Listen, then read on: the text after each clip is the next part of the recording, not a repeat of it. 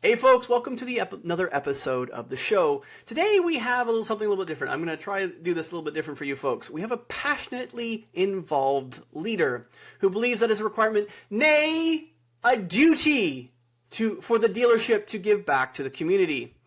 Spending the last 3 years involved in the local library and association and colleges. He spent the last 8 years as a GM of a Lexus and or a BMW store, and over 20 years in automotive. Charles Cannon III on the Wrench Turners podcast, the show that's about improving the life, well-being, and productivity of mechanics everywhere. And without further ado, let's get into it. And Charles, thank you very much for giving us some time this evening. Yeah, thank you for having me on. This is going to be fun. Awesome. Well, let's talk into it. Charles, like we always do, what is the thing that got you into automotive?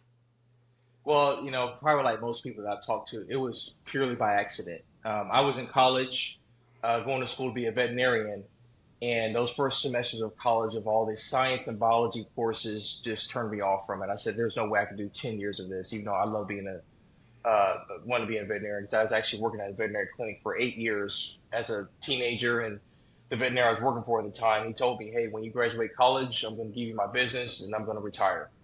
So needless to say, he was a little disappointed when he found out I was going to the car business, but it was an amazing journey for me.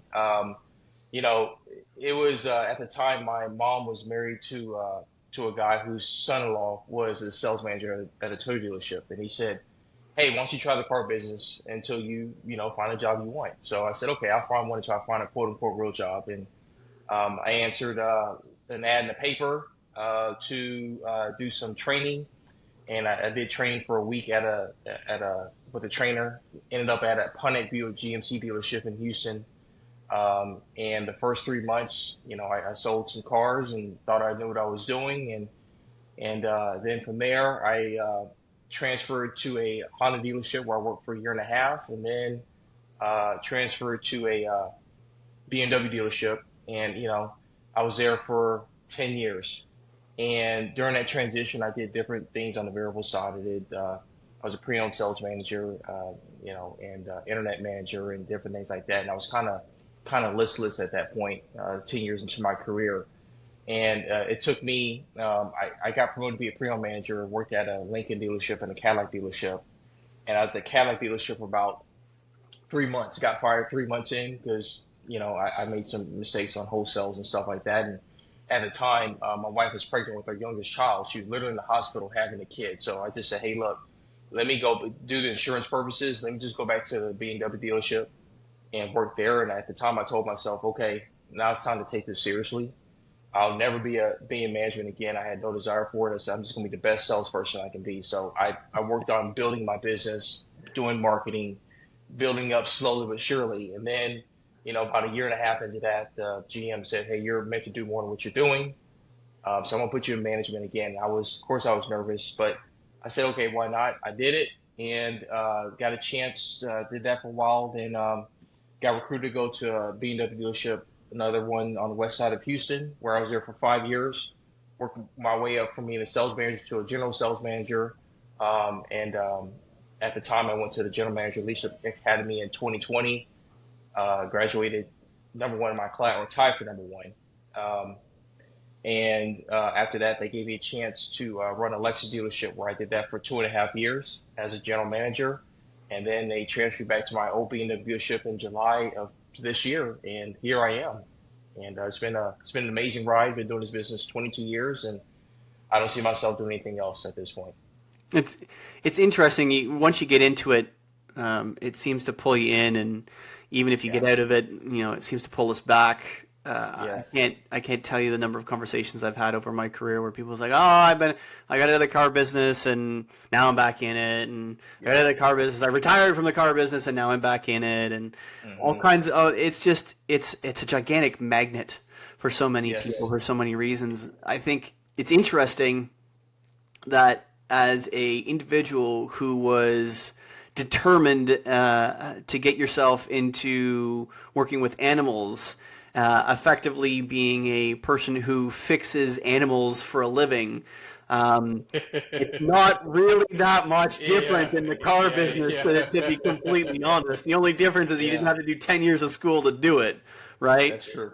That's So true. it's an interesting flip. So take me a little bit deeper into that first couple of years, because you mentioned, it's a really big challenge to do the science courses, the biology courses, the chemistry courses, everything anatomy courses, biochemistry. Hmm.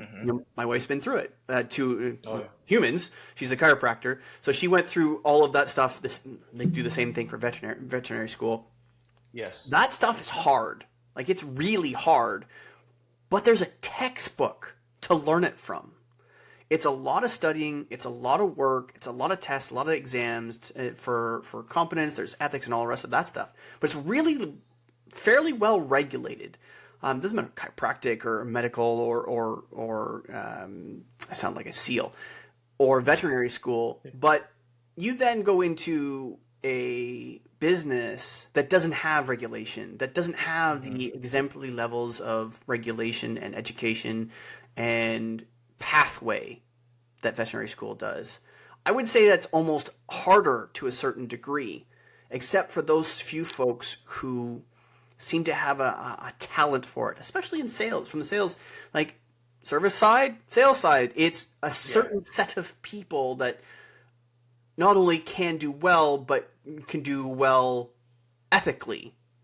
What would you say Hmm. is the thing that allowed you to recognize that ethical capability in sales versus what you thought you were going to be doing long term in terms of the high amount of work in veterinary? So for me, I veterinary, I just knew when the time I was 14, 15, I was like, this is what I'm going to do. I really thought that was my calling in life to do that because I loved the animals, always did. I loved being around them. But when that door shut for me, at that point, I was kind of listless, trying to find something. And then I found the car business. And really, that first year for me, I didn't know what I didn't know. I just followed people, and I'm lucky to have a couple veteran sales guys who kind of showed me the ropes and hung around me that I'm still cool to this day with. And a couple people I learned what not to do. Yeah, I remember laughing after the first 6 months in the business. The pre-owned manager said, "Hey, why don't you try internet?" And keep in mind, this is 2002, 2003, so it's still relatively new. And the only reason they gave it to me is because nobody else wanted it. They were like, "That's the internet's a waste of time. It's a fad. It's gonna go away." I mean, that was kind of the mindset. And me being, I was 22, 23 at the time. I saw the potential in it. I just had to figure out how to use it. There was definitely at that time, it was kind of wild, wild west. There was really no structure as it is now as far as how to use it, what the cadence is. So those are things that I just learned the hard way.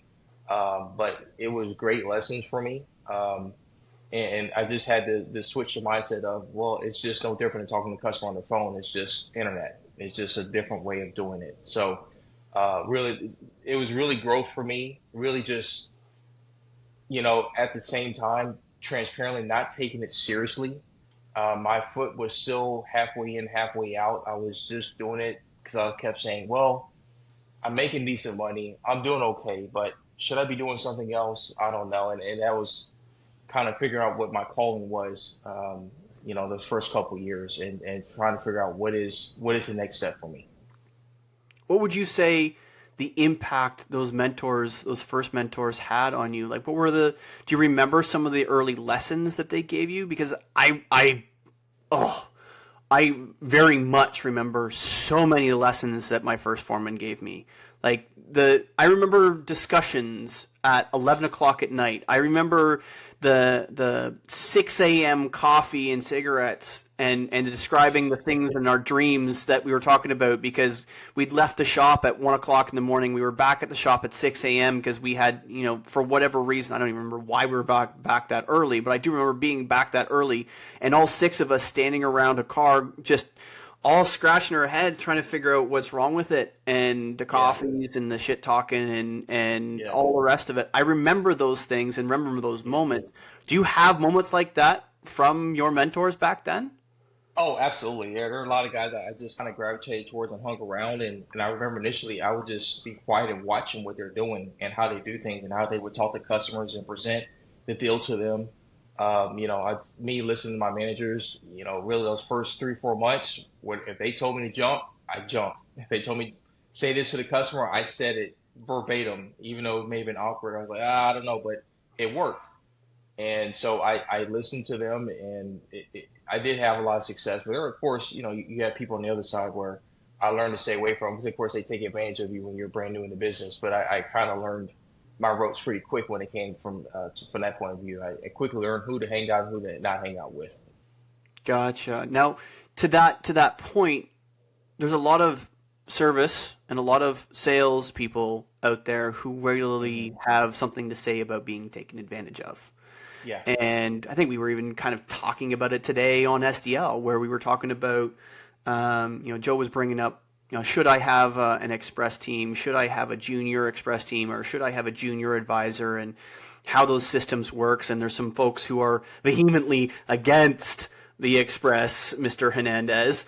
But the issue was those folks tend to become, for lack of a better term, somebody's bitch. Yeah.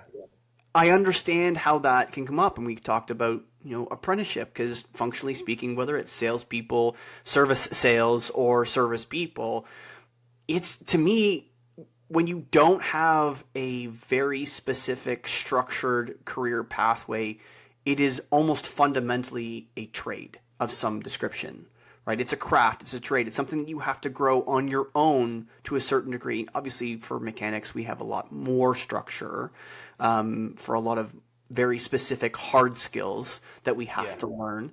And can go to school for those things. But outside of that, there's still a truck ton of things that we have to learn our craft in. Um, and by doing that, we have to learn from someone. And those good mentors, the people who don't treat us like somebody's bitch and actually teach us things. Now, some of those lessons are quite a lot more hard than school necessarily would be.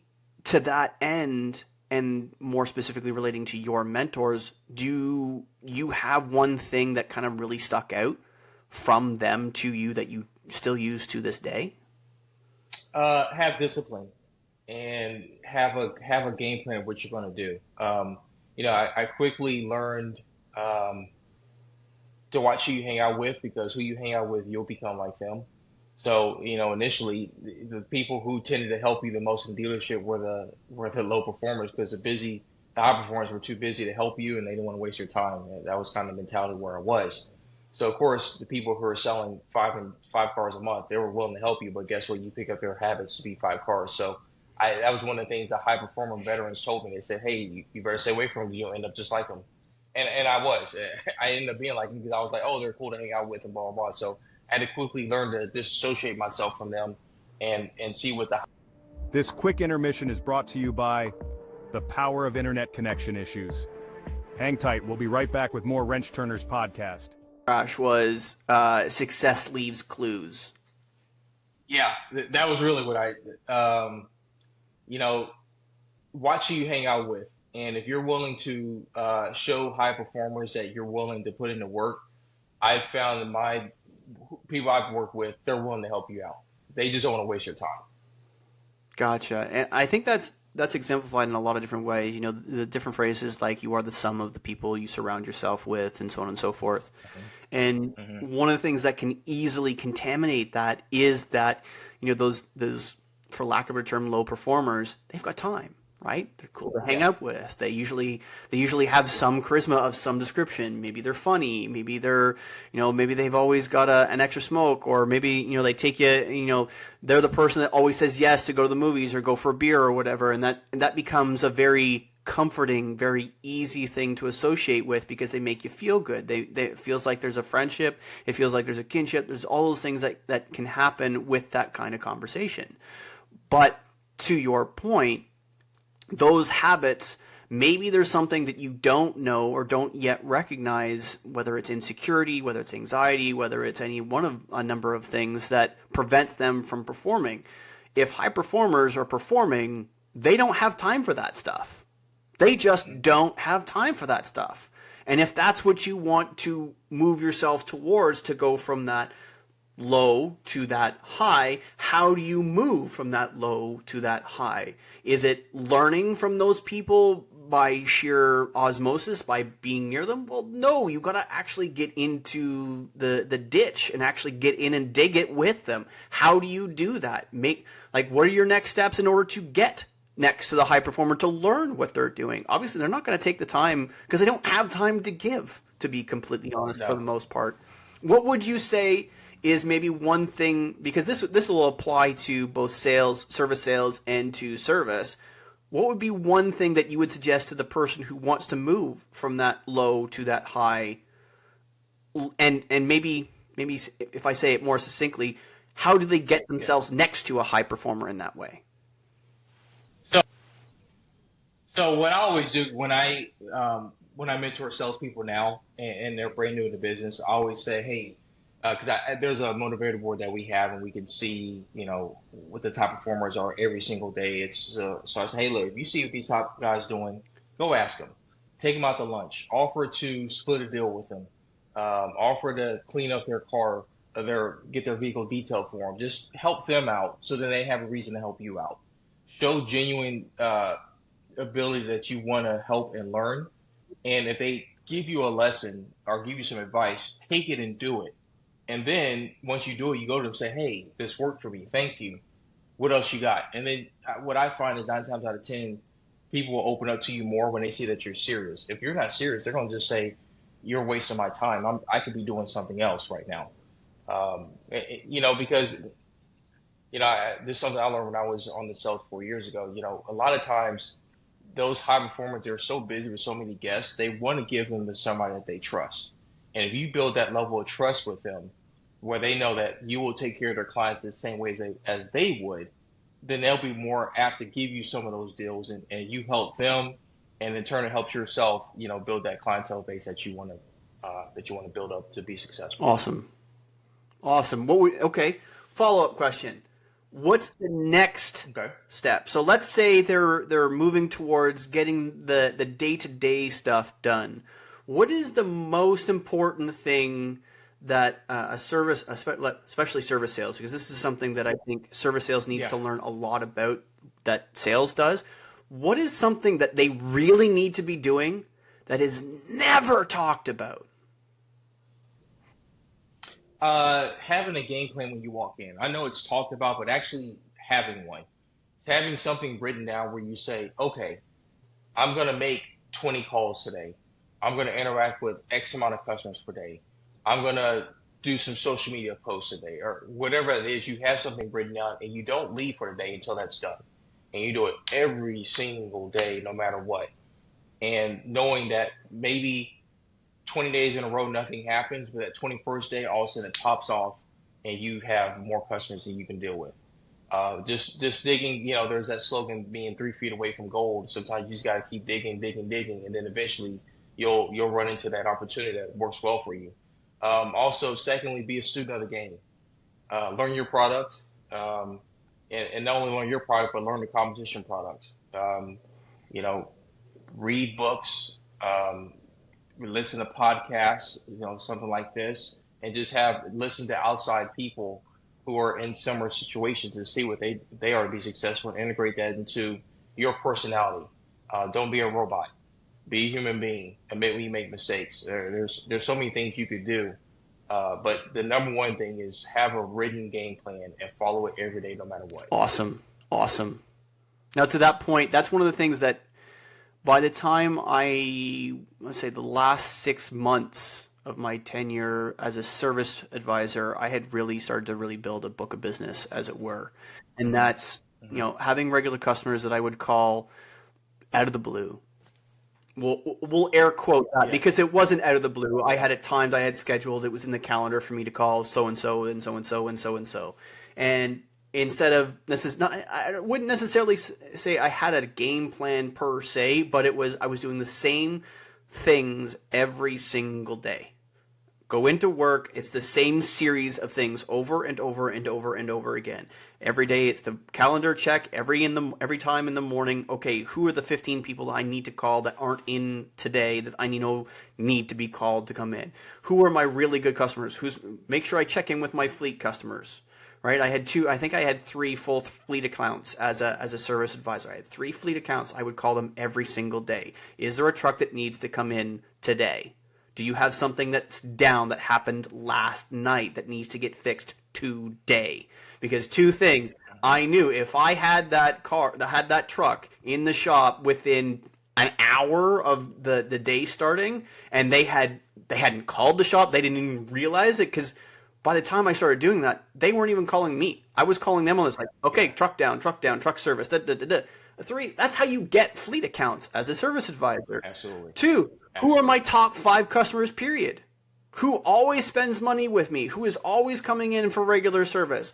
Do I have their car? Do I have their spouse car? Do they have their children's car? Do I have their children's spouses' cars? Do I have their grandchildren's cars? Do I have their nephews' cars? How do I get those? Because I would much rather deal with one person who has a fleet of 20 vehicles than 20 people. Because that means I have to call one person and they get to know who I am. And that's what I had by the time I was done with that. So to your point, I kind of had something written, but I kind of didn't. But I would agree that if you want to take it to the next level, yes, having it written down 100%.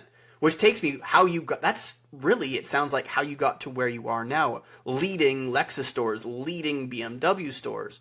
What would you say, now that you've been doing it for a long enough period of time and it's something that's ingrained in you to do every day, what's the first thing you do every day when you get to the store?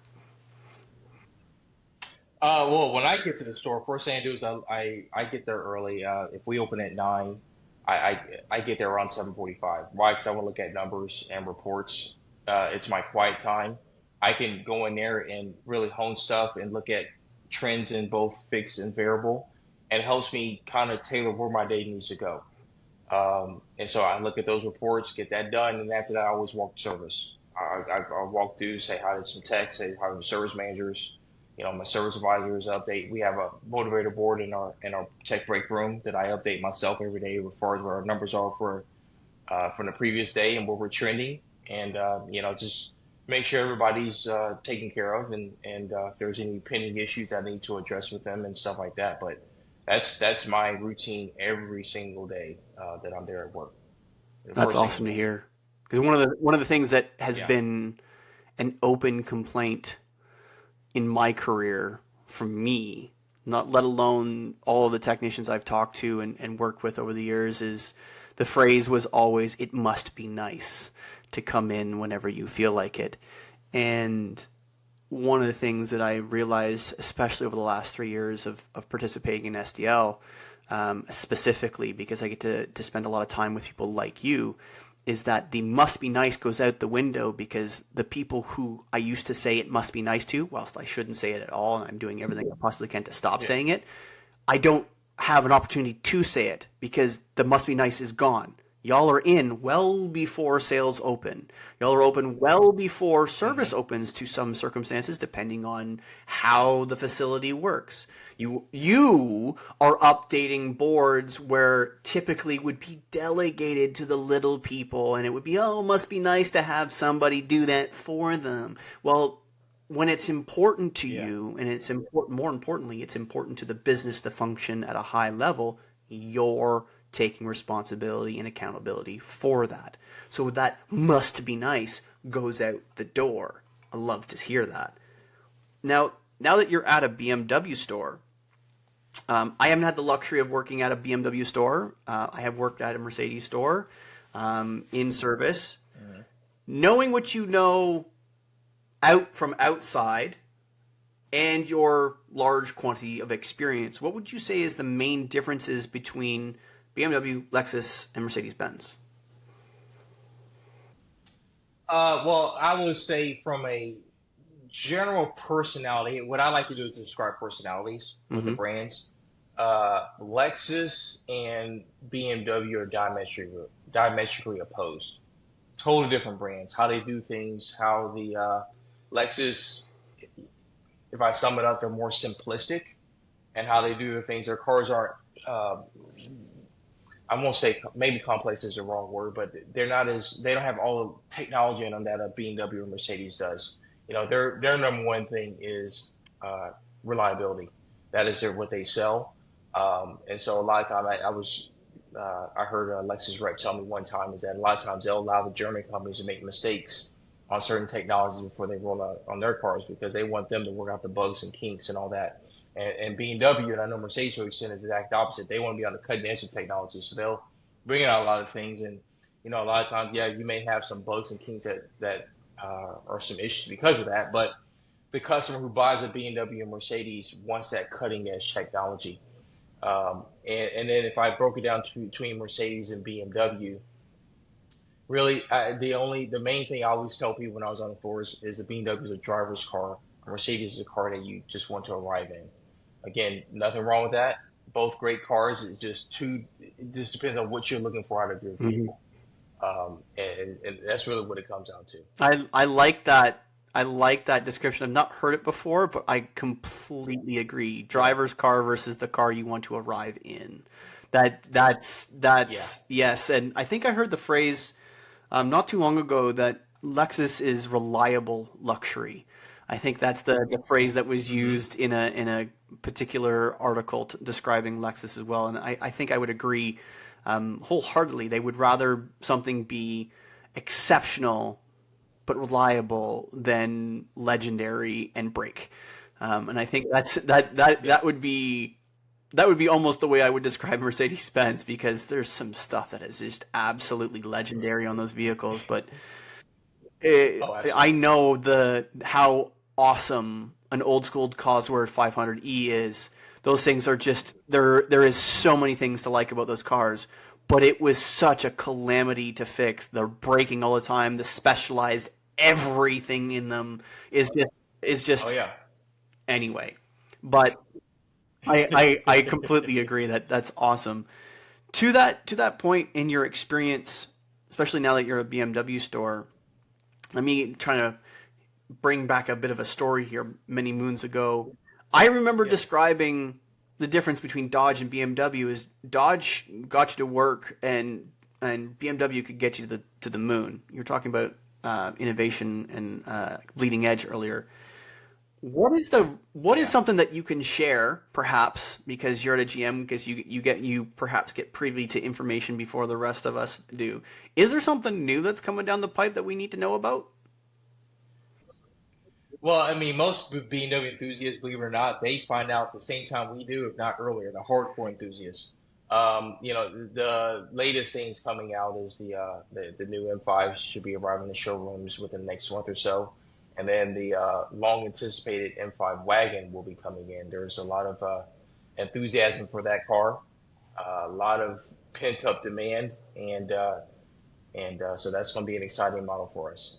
There's obviously a lot of new stuff on the electric range coming as well, all new platforms and stuff like that. But a lot is stay tuned for that. Yeah, the RS6 has been dominating for a long time. It's just it's epic, Yes. it's legendary, it's amazing. But there's so few M5 wagons that were ever produced. I'm looking forward to a real run of production on This them. quick intermission is brought to you by the power of internet connection issues. Hang tight, we'll be right back with more Wrench Turners podcast. That I can give you right now is rocking into the thing that matters to many folks, and that's what's the one piece of advice that you would give to technicians to be happier, healthier, more productive?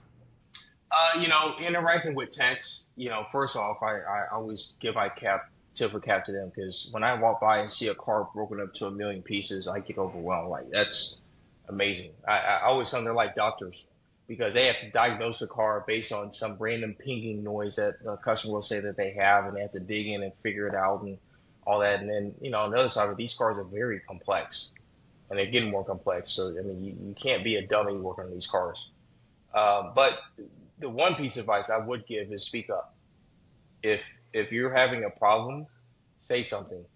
If you're not happy with something, say something. If one of your tools isn't working right, say something. You can't assume that your foreman or your service manager, your GM know.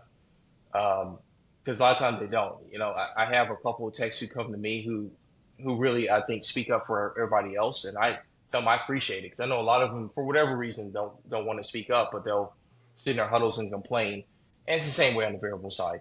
So it's not exclusive to text, but that is the number one thing I can say. Speak up. If you're wanting to do something else, like for example, you want to say, you know what, I want to do a service advisor one day. I want to be a service manager. Okay, perfect. Speak up to somebody and let them know that's what you want, and if they're right manager or GM, they'll tell you how to get there. But that's it. What is your long-term goal? Speak up on it. Closed mouths don't get fed. Say what you want out of life, and if you see something's wrong, please let people know. I like that. Yeah. Closed mouths don't get fed. That's I like that. I like that a lot. One of the challenges that I see a lot, whether it's comments, whether it's LinkedIn, YouTube, whether it's into my DMs or not, there is a lot of complaining that happens. And yes, they're open their mouths, but they're open their mouths to the wrong people, and they're open their mouths in the wrong way. And one of the challenges is getting those folks to understand that first, work on yourself, because the last thing you want to do is open your mouth and realize that there's like 15 things that you can work on your behavior, how you communicate, how you work, and whatever the case may be. There's easily 15 things that you can fix before you do. That way you can bring not just the right communication, but the right thing, the right stuff to present. Because one of the things that I do know about high-performing leaders, about high-value leaders, is that they usually know 90% of what that person's going to say before they say it. It's the 10% when communicated professionally and properly is going to have more effect than anything else. Because if you've got that, we'll call it the 100%. If all you say is the 90%, you're just going to get kicked out of their office and nothing's going to happen. And then you're going to say, well, I did open my mouth and I did tell you stuff and I did all of these things that, yes, but you didn't fix the things that you can fix about yourself first. You didn't hold yourself accountable for what you can fix about yourself and your immediate working environment that you can fix before you brought up the things that are important. And most importantly, you didn't bring up the 10% that can actually be affected by the leader around you that you have no control over. Absolutely. So fix the 90% that you can fix yourself and bring up the 10% that they have an effect control on. What you can control. And also when I tell people to speak up to me, it's okay to quote unquote have a bitching session, but let's have a solution oriented session as well. What's the solution? What do you see as a solution to this problem? Because a lot of times you may bring up something totally different because you have a totally different perspective than I would. And I'll say that makes sense, or let's try your way and see. Or if not, me as a leader, I'll tell them I can't do that, but I can do this. And I think having that level of transparency and openness helps, because a lot of times they'll complain. I'll say, well, what's the solution? Well, I don't know. I want you to figure that out. Well, I need your help. I mean, some things are obvious that, we can jump and help, but there are other times where I'm like, you know what, I'm stumped. I'll try to figure it out, but you're going to have to help me on this. What do you think is the best solution? If you were in my spot, what would you want done? And a lot of times they'll think creatively of stuff that I did not think of, and I'll give them credit for it, when it gets done. Awesome. That's what would you tell me as the answer if the shoes were on the other feet? That's being able to be creative, because it becomes self-reflective. Like, how would I want you to tell me to do this? Okay, awesome. I have to think. I want to chew on that one a little bit, because I'm gonna have to figure out how to use that myself, because that's a reframe. Because one of the things I try to do when I'm doing coaching is reframe the situation as much as I possibly can, because it's getting folks to understand just the light switch, realizing that perception is really important, because how they perceive something is not how somebody else perceives something. Even when you bring up fact or objective data, perception still exists. which means like, well, 1 plus 1 is 2. Well, from your perspective, 1 plus 1 is 2. But if you draw 1 plus 1 is 2, that the literal numbers 1 plus 1 is 2, if you draw them in 3 dimensions, okay, and you're looking right at 1 plus 1 is 2, okay, you can see, all you can see is the 2 dimensions in front of you. You can't see the third dimension. So what happens when you put yourself, if you rotate your whole body 90 degrees and look from top down, do you actually see 1 plus 1 is 2? No. You have no idea really what you're looking at. It looks like a post, and maybe a couple of rails and something else that you have no idea what it is. It's still 1 plus 1 is 2, but it's a completely different perspective on the same objective data. Once that light bulb comes off, all of a sudden coaching starts to be able to happen. You open up their perspective on stuff. So yeah, it's really cool to see it happen in real time. It's almost like you can see the eyes widen and the mouth open. Like, it's just all of the things that's, oh my God, I understand now. Bing. Okay, cool. Well, I believe that's a great little tidbit to end on, Charles. It's been a pleasure. I thank you very much for your time. I really appreciate it. Thank you for having me on your podcast. I really appreciate it. This is awesome. And I hope somebody learns a couple things from this. There's more than a few things to learn from this one. I assure you. A little tidbit that I want to try because I think y'all are realizing this maybe the first time now that it's probably going to get published this way. I want to ask you a question that I need a question from you. Okay, I don't know how I'm going to phrase this or edit this, but I need a question from you to ask the next guest. And I don't know who the next guest is yet. I have six more recordings booked that I can remember from mine. But I don't know who the actual next person is because I just too much on my calendar. So what is a question for the next guest?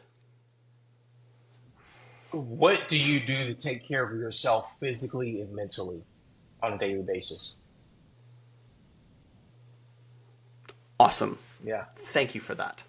That's awesome. I was right in thinking that I want to do this going forward. Yeah. Awesome. I appreciate that very much. So that leads us to the thing that we always do at the end of the show. Gotta be a quote. And this one's, again, I'm like 6 deep and on a roll with these. I look for a quote at the beginning of the day long before I meet the individual for the recording. And this one, I felt like today was going to be a lot about gratitude. So I found a quote about gratitude, and I'm very thankful, very, very thankful for you, Charles. Gratitude makes sense of our past, brings peace for today, and creates a vision for tomorrow. Amen. Amen. I like that. I like that. What a quote to go after an episode like this, folks. Remember, negative pushes, positive pulls, and always clean your toys before you put them away.